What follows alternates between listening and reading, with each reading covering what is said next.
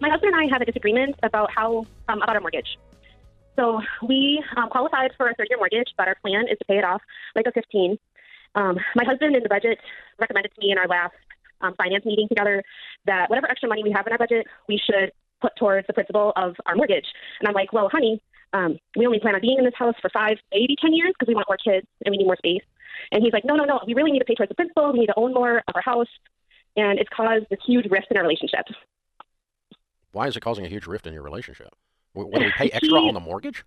What do you want to do with the money? I would like to put it towards trips or improving the house that we already have. Okay. That's a fair argument then. Okay. So the answer is you need to do some of both. You're both right. Okay. I wasn't expecting that answer. Yeah. You're out of debt, right? Except your house. Oh, yeah. Okay. And you have your emergency fund. Are you putting 15% of your income into retirement?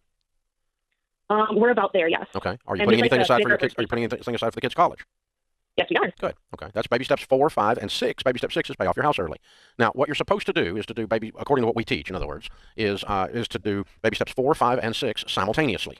So you're putting 15% of your income away for retirement. You're putting money on your kids' college, and you're supposed to be paying down the house.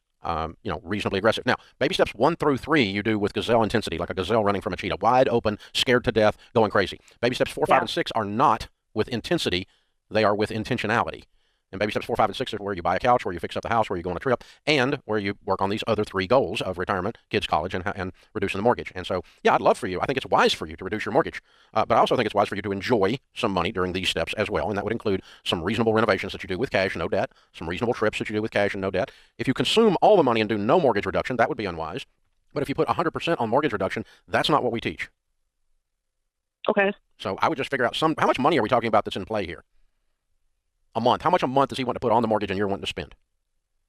I think it's about $500 to $1,000 we have extra in our budget. Okay. Well, to start with, the fact that you don't know that is a problem. You need to know that. You need to know what's going on. And $500 to $1,000, it's one or the other. Or it's $642. Or I don't know. I mean, you have a budget and you have an amount left over that we're arguing about, and we don't even know how much that is. So right now we're just having a vague argument. So the two of you need to sit down and say, okay, exactly, because he's the nerd, and you don't nerd out on details, but you need to know enough of the details to know what you're arguing about. Right?